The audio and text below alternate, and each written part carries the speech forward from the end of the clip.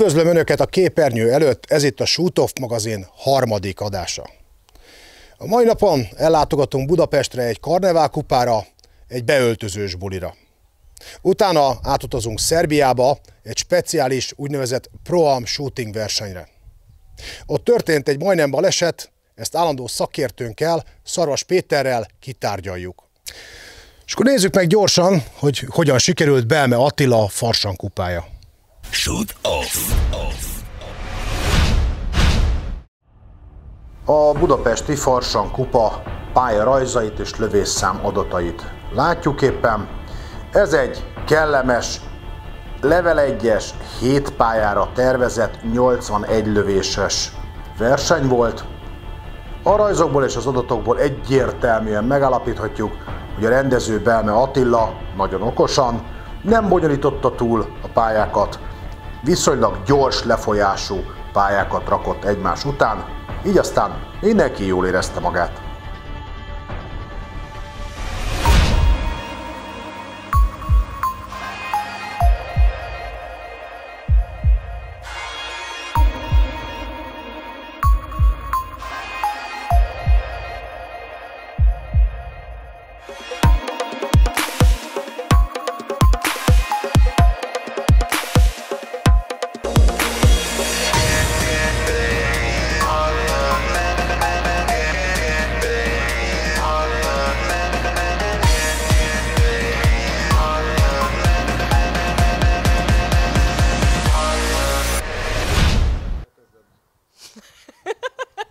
Lőtéren találtunk egy vámpír kisasszonyt, Salamon Tíme a személyében, megkérdezzük, hogy milyen napja volt. Timi, milyen napod volt ma? Köszönöm a kérdésedet, Oli. Jó napom volt, szerencsére egész jól sikerült a verseny. Elég nehéz beszélni mondjuk ilyen fogakkal, mert ugye ez egy Farsang kupa igazából, és szerintem ez a beöltözés nagyon jó poén volt. A versenyről annyit, hogy az év első versenye volt, egy Farsang kupa, jó volt a társaság, nagyon segítettük egymást a squadban, pozitív, negatív tanácsokkal, de egy élmény volt, jó volt. Nehezek voltak a pályák, vagy ez egy ilyen könnyebb verseny volt? Ez egy könnyebb verseny volt viszonylag, bár ugye nem lehet kimondani ezt, hogy egyik pályára se egy könnyű volt, egy edzésnek nagyon jó volt, szerencsére nem volt hóesés, meg hideg, úgyhogy mindenki jól érezhette magát. Hova várod magadat a végeredménybe? Hát én úgy gondolom, hogy a férfi mezőnyben is a dobogós hely szerintem sikerült, de majd meglátjuk a végén. Igen. Innen lövünk valamit először?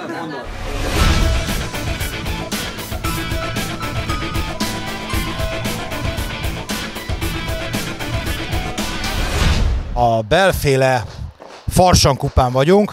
Pribilla Lászlót kérdezzük, hogy a mai napja nagyjából hogy telt a mai napod? Nagyon jól telt a mai napom, köszönöm szépen a kérdést. Még egy pálya van hátra, teljes mértékben nem vagyok megelégedve magammal, mint ahogy sohasem, de gyakorlásnak tökéletes ez a level 1-es meccs. Hány pályás ez a verseny egyébként? 7 pályás, azt hiszem 8-ra volt tervező, de egyet kivettek, nem tudom miért.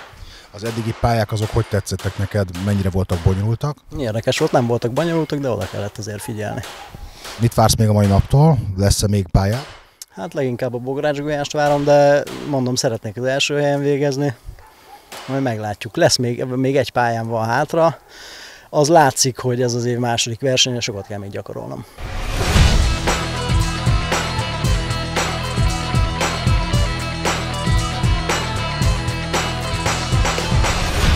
Elcsíptük Molnár Ábelt alias Doktor urat, megkérdezzük tőle is, hogy hogyan tetszik ez a verseny neki a mai nap folyamán. Ábel, hogy tetszik neked ez a verseny a mai nap folyamán? Nagyon jó kis verseny, a Belme Attiék kitettek magukért szokásos technikás, nehezített pályák. Szerintem jókat lőttünk, eddig jól éreztük magunkat. Hány pályás ez a verseny? 7 pályás tudtam ma. Hogy tetszik egyébként maga a pályáknak a felépítése? Semmi kivetni valót nem látok, nagyon jó pályaépítés, úgyhogy jó kis pályák ezek. Technikások, van benne kihívás, teljesen jó. Tehát mondhatjuk azt, hogy a Farsang kupa az egy szórakoztató lőverseny. Így is nevezhetnénk, igen, abszolút. Tehát jól szórakozunk. Jól szórakozunk mindannyian szerintem. Ez egész biztos? Teljesen. Mennyire tudod összeegyeztetni a munkádat a lövészettel? Hát nem egyszerű, ugyanis nagyon sok ügyeletem van és elég sok munkaórám, de azért igyekszem minden héten vagy minden második héten edzeni, és azért havonta eljutni egy nagyobb versenyre. Úgyhogy ez a cél ezt tartani. Történt-e veled ma valami különleges valamelyik pályán? Hát igen, talán lőttem egy biszt, úgyhogy az lehet, hogy különleges.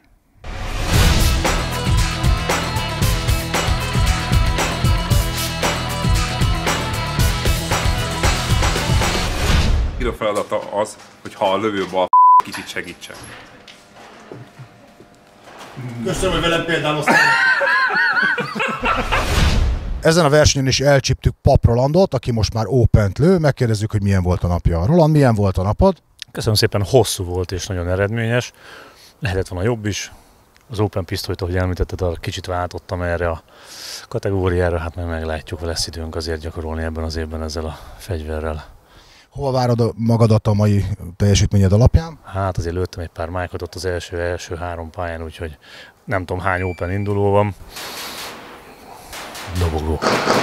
Úgy legyen. Hogy érezted, milyen volt ez a verseny? Ha jó hangulatú volt, jól érezted magadat? Jól éreztem magam, mindig jó hangulatú versenyek vannak itt, tehát azért is jövünk ide, mert szeretünk ide jönni, kaptunk zsiros nyert, tehát teljesen jó volt az egész. Mivel ez egy beöltözős buli lenne elvileg, te minek öltöztél? Hát én annak, ami a pólóm mutatja, de azt nem szabad megmutatni, mert nem mutatnám meg inkább, hogy mi van a pólómon, de semminek Isten igazából nem szeretünk jelmezbe. Veszélyesnek tartom egyébként jelmezbe lőni, úgyhogy ezért nem is gondolkodtam azon, hogy jelmezben lövünk. Tehát inkább akkor a sportra hajtottál rá? Inkább a tréning és a sport, igen. Mindenféleképpen, pláne a jövőt nézve az új fegyverről, úgyhogy igen, inkább a sport.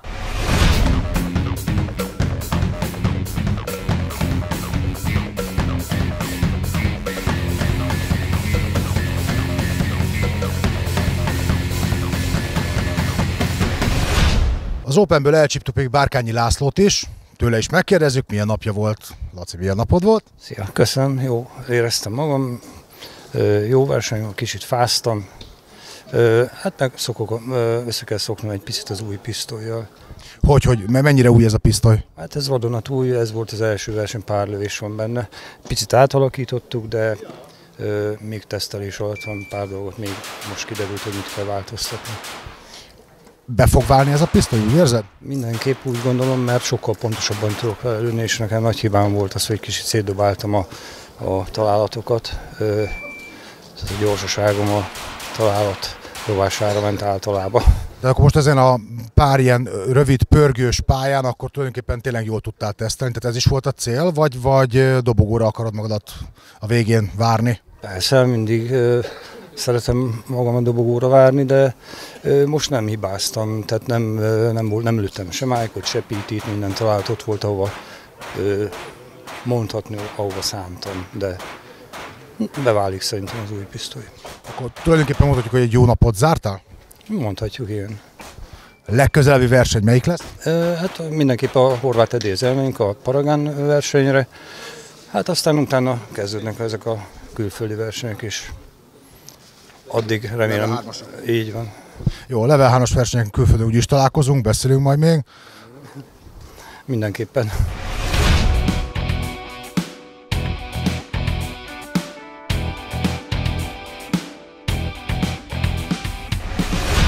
Ezen az igen vidám versenyen elkaptuk Kólát, és megkérdezzük, hogy neki hogy sikerült a napja. Hogy sikerült a napod, Kóla? Köszönöm szépen, egész jól sikerült, bár tényleg vidám volt a verseny, azt azért megjegyezném így a balkezes lövők védelmében, hogy minden pálya jobbkezesnek át. Tehát, hogy a gombot is csak keresztbe lehetett nyomni, az összes barikád jobbkezesnek volt felépítve, úgyhogy a rendezők felé szeretném mondani, hogy ezentúl figyeljenek erre oda. Ez valóban ekkora kardinális kérdés egyébként? Hát, hogyha belegondolsz, hogy te a gyenge kezeddel a 20 centiről nyomod meg a gombot, én nekem meg a testem előtt keresztben nyúlva kell ugyanazt megtennem, mert ugye a szabály azt mondta, hogy gyenge kézzel nyomod meg. Ettől függetlenül jól érezted magadat a verseny? Jó volt ez a verseny? Jó volt, persze. Ilyenkor tudjátok, ki van éhezve mindenki. Kezdődik az év, kezdődnek a versenyek. Jó ez.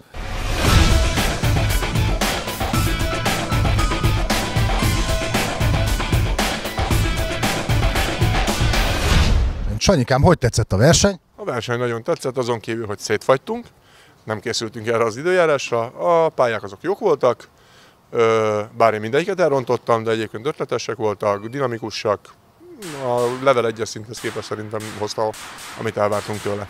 Oké, és minek öltöztem, mert ez egy farsangi buli? Sanyinak, Yahoo Sanyinak. Ez akkor sikerült, lehet, hogy meg is nyered ezt a... Nem van valószínű, de mit tudom én, itt lehet tudni. Majd a Bella is eldönti, az a birka. Állítólag birka, azt mondják, valaki azt mondja kutya, valaki azt mondja kecske, akkor birka? Szag alapján birka. Oké. Volt-e valami különleges valamelyik pályán, történt-e valami? Nem, elrontottam mindent, az nem különleges. Mit jelent, azt elrontottad?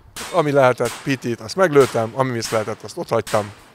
Hoztam, most nagyon, de kritikánál lőttem, ezt el kell ismerni. Hova várod magadat egyébként a végére? A végére. Melyik divízióba? Classic Major. A Classic Majornek a végét várjuk, nézzük. Na, hát a Classic Division szerintem a végén.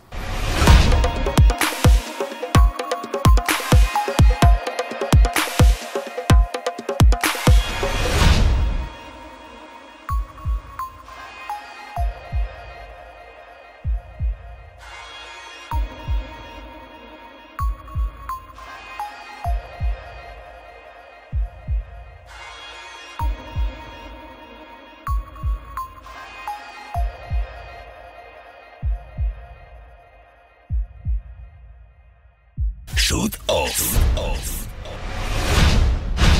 Most, hogy kividámkodtuk magunkat a Farsang kupán, üljünk autóba és induljunk Szerbiába, ahol megnézzük, hogy mi is az a Pro-Am shooting. A szerbiai Hornet Viper Pro-Am lőverseny pályarajzait és lövésszám adatait látjuk éppen. Ez a verseny egy speciális level 1-es 7 pályán zajló, összesen 132 lövést igénylő verseny volt. Papírcélok nélkül csak és kizárólag fémcélokra lehetett lőni. Specialitását az adta, hogy a pályákon adott idő alatt kellett a lövőnek a lehető legtöbb célt eltalálnia, kivéve a 7-es pályán, ahol az időt mérték az összes cél eltalálásához. Újra Szerbiában vagyunk, ismét Novi Slankamenben. Eljöttünk Draganékhoz egy úgynevezett Pro-Am shooting versenyre. A verseny javában tart, hiszen mi egy kicsit elkéstünk, mert a határon volt némi nemű adminisztrációs probléma. Hideg van nagyon, és metsző, de metsző szél fúj.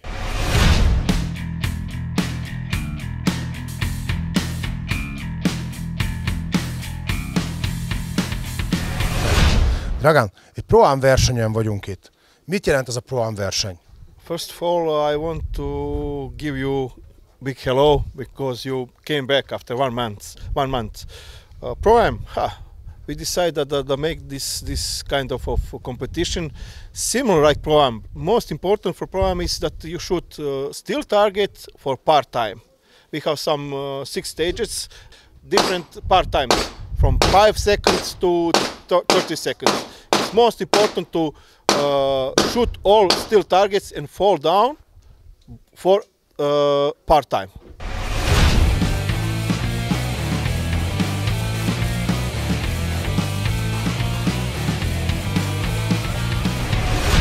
Hogyan érzed magadat itt ezen a rendezvényen? Nagyon jól érezzük magunkat, egész jó verseny, Pro-Am verseny. Még nem fejeztük be, de sajnos nagyon ideg van. Láttuk, hogy a kezed, valamelyik kezed, jobb kezed talán egy kicsit, mint a sérült, de mi történt? Sajnos nem nyertes Skander versenyben megsérültem, és ez most úgy tűnik, hogy kihatással lesz a versenyre is, és a végeredményre is. Ami azt jelenti, hogy nem tudsz tovább lőni, vagy folytatod azért? Folytatom, befejezem, de nem fog olyan jól menni, mint hogyha teljesen jól lennék. Értem, és eddig sikerült valami jó eredményt elérni, tehát lehet azt mondani, hogy 2 kézzel sikerült meglőni valamilyen jó eredményt, vagy már rögtön az legelső pályán már fáj a kezed? Eddig jól ment, a 4. pálya végén lett kezdetlen nagyon fájni. 1-2 pályámra volt kihatással, de a többi jól ment. Értem, halljuk, hogy valamilyen külön díjat fogsz majd itt kapni, erről tudsz valamit? Már megkaptam. 3 hónapja voltunk itt egy IPSC versenyem, ahol nem tudtam lőni jobb kézzel, csak bal kézzel, mert a jobb kezem eltört. És ezért kaptam én egy Fair Play díjat. Tehát akkor lehet, hogy most pontosan ettől a töréstől nem gyógyult föl rendesen, és ezért fájhat? Nem, ez egy másik sérülés. Értem. Azért jól érezted magadat ezen a versenyen? Abszolút, ez egy jó verseny. Draganékhoz mindig szeretünk kijönni. Üzensz valamit apádnak? Sok szerencsét, és idején nem összerakni egy normális fegyvert.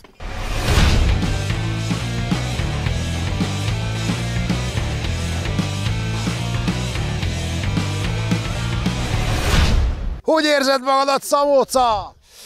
Üdvözöllek, nagyon jól érzem magam. Azt kell mondjam, hogy a január végi, illetve a február végi lövészet az kiválóan alkalmas arra, hogy az ember vérkeringését fiatalon tartsa. Tehát 0 fokban lőni, 1 szál trikóban, hideg pisztoly, hideg fémre, tökéletes. Mondhatjuk, hogy fázol? Mondhatjuk. Mindenki fázik, vagy csak te fázol? Én mindenki nevében nem nyilatkozom, de én rettenetesen fázok. Jó, hát akkor el lehet árulni, hogy mindenki fázik, tehát ilyen -2 fokba lövünk. Hogy megy eddig a verseny? Köszönöm szépen, a verseny maga jól megy, én nem teljesítek megfelelően. Ezt hogy értsük? Volt egy akadályom egy olyan pályán, amin egész sok pontot össze lehetett volna hozni. Ez az időjárásnak köszönhető ez az akadály. Melegebb időre szokott fegyverem és a rugózásomhoz képest ez a hideg idő megállította a vasat, és nem működött úgy, ahogy kellett volna. Akkor Eperke ezért üzente neked azt, hogy kéne venned egy normális fegyvert? Eperke azt üzente, hogy csinálnom kéne egy normális fegyvert, és igen, valóban ezért üzente ezt. Mi az, ami most a fejedben jár így a verseny vége előtt 2 pályával, tehát mire készülsz még az utolsó 2 pályára? Az előbb lőttem egy pályát, ahol úgy álltam oda, hogy ne felejtsek el első irányzék fókuszra koncentrálni gyakorlásképpen, és ezt nem sikerült. Úgyhogy most az utolsó 2 pályán megpróbálom most már végre azt gyakorolni, amiért jöttünk. Élvezed a versenyt ettől függetlenül, hogy ennyire hideg van, és hogy ennyi problémád volt műszakilag? De teljes mértékben. Tehát nagyon jó a verseny, nagyon jók a pályák, nagyon jól lehetne lőni. 5-6 fokkal, ha melegebb lenne, akkor szerintem még jól is menne a dolog, de hát ezt is meg kell tanulni. Üzensz-e valamit a fiadnak? Vigyázzon a kezére.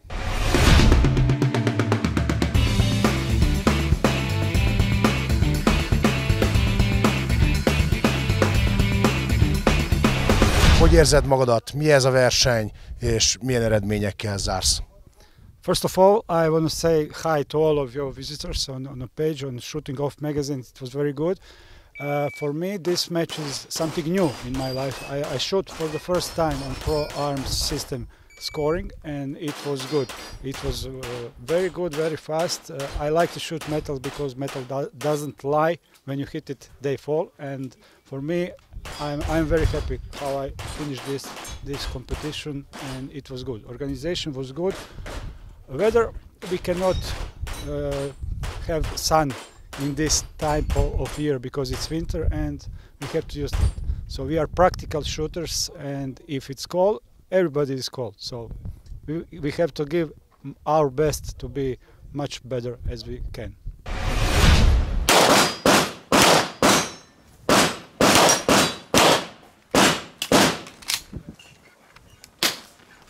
Stop! Ostalo zrno. There is a bullet. Samo nemoj da okrećeš glavu. Imam ti ja. If you shoot one more, your gun is open. A hátam mögött éppen egy akadályos fegyvert próbálnak megjavítani. A lényege az volt az akadálynak, hogy a mag nem hagyta el a csövet. Most ezt megpróbálják kiszedni belőle. Marics éppen azt vizsgálja, hogy helyezkedik el a mag a csőben. Hogy milyen irányba is kellene kiütni.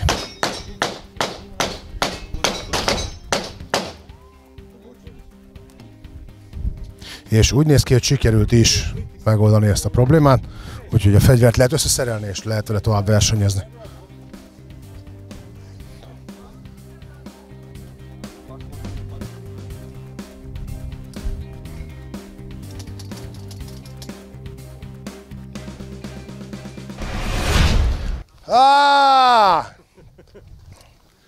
Aki keresztül ugrott, ő volt a rendező.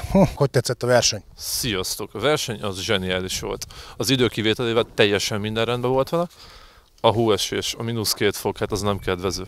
A szervezés teljesen jó, közösség teljesen jó. A foglalkozás abszolút eléri a célját. És milyen indítatásból jöttél ilyen messzire? Szerbiába? Drágán minden meccsére jövünk. Maga a szervező közösséget tiszteljük meg ezzel, abszolút szeretem őket, nagyon szeretem, hogy mit csinálnak, ahogy csinálnak, hozzájuk mindig minden meccsre jövök. Oké, milyen divízióban indultál? Klasszikban. És hogy sikerült, hova várod magadat a végére? Hát a végére.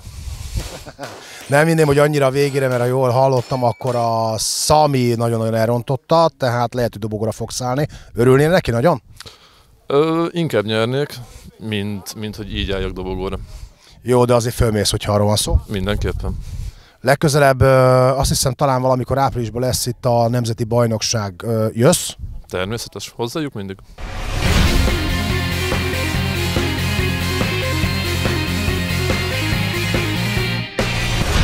Ivana, hogy tetszik neked ez a verseny, és milyen eredményekkel számolsz a meccs végére? Hallo Olli, ich finde es hier sehr schön. Ich bin hier jedes Jahr und heute ist es ziemlich kalt, aber meine Resultate sind auch sehr gut und ich hoffe, dass jedes Jahr so ein Match gemacht wird.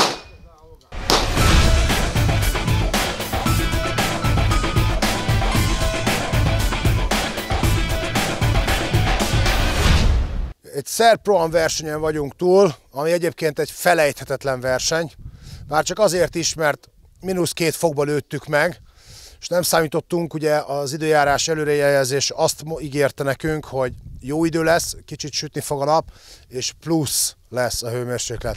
Hát ez nem jött össze, nagyon-nagyon hidegben, metszős széllel karöltve kellett megküzdenünk itt a pályákkal, de egyébként nagyon jól éreztük magunkat, mindenki jól érezte magát, és bizonyára legközelebb ismételten el fogunk jönni, ha lesz itt valamilyen rendezvény.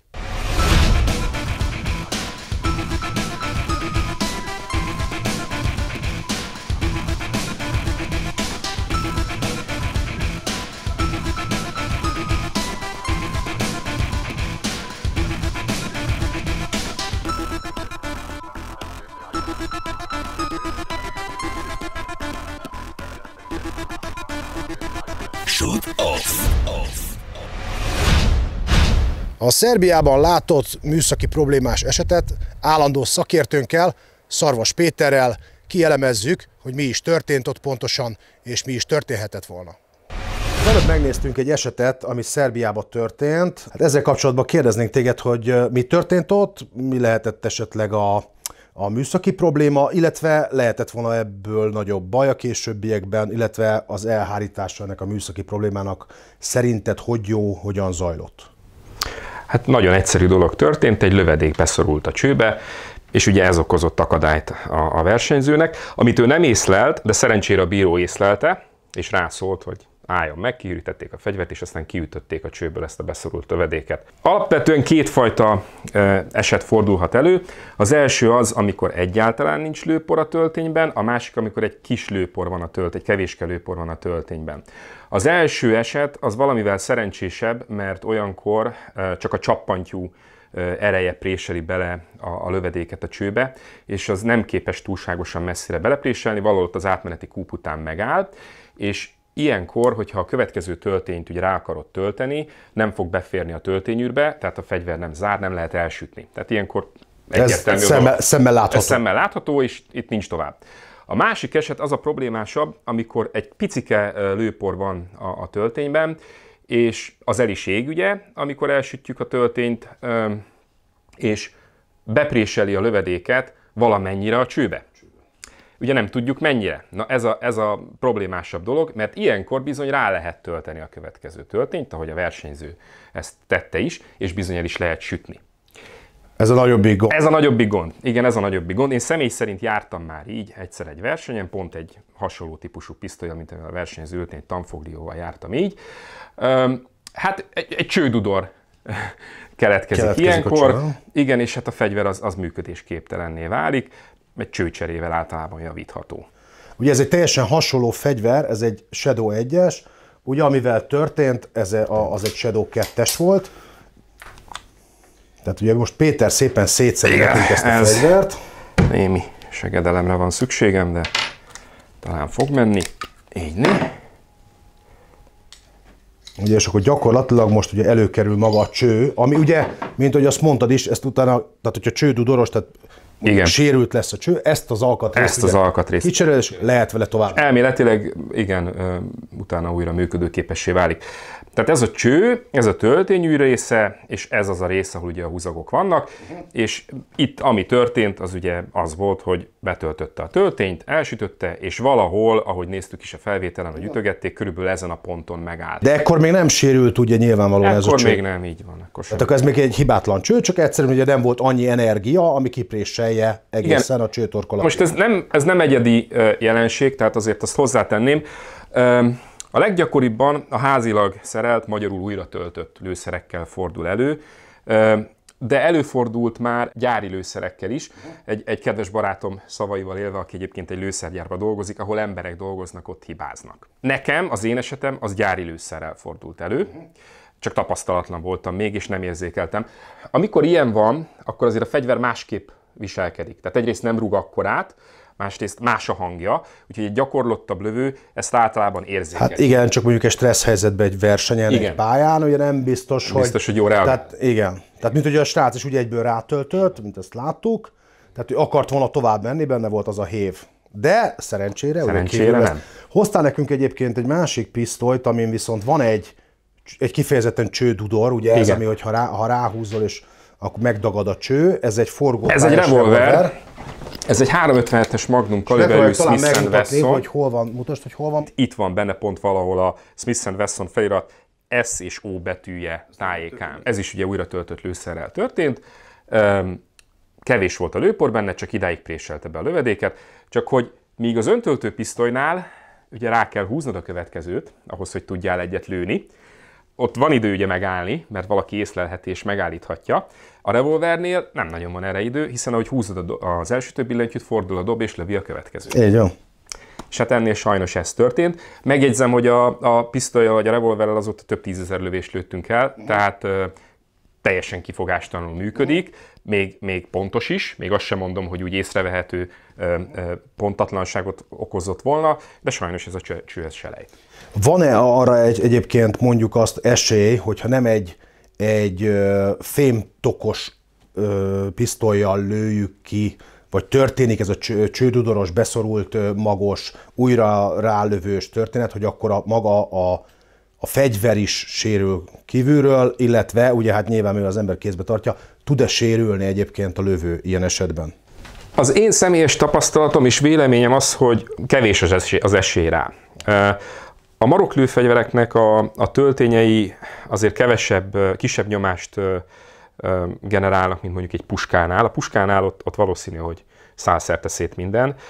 Én azt gyanítom, hogy függetlenül attól, hogy műanyagtokos vagy fémtokos a fegyver, nem sérült volna meg a lövő, csak a fegyver ment volna tönkre, de ezt egyetlen egyféleképpen tudnánk eldönteni, ha kipróbálnánk, és én erre a célra fölajánlok egy fémtokos fegyvert, illetve egy műanyagtokos Glock 17-est, amivel ezt kipróbál. Generálunk egy beszorult magot a csőbe, rátöltjük a következőt, és biztonságos körülmények között természetesen, tehát belövő padról, elsütjük, fölvesszük kamerával, és megvizsgáljuk, hogy mi történt. Te most azt állítod, hogy nem valószínű, hogy a versenyző, ha lőtt volna még egyet, sérül a keze, teste, bármilyen, de próbáljuk ki. Így van. Egy következő adásban Szaras Péterrel ezt meg is fogjuk akkor ezt játszani. Shoot Off. Ez volt a Shoot Off magazin harmadik adása. Remélem jól szórakoztak velünk, a viszontlátásra egy hónap múlva. Shoot Off.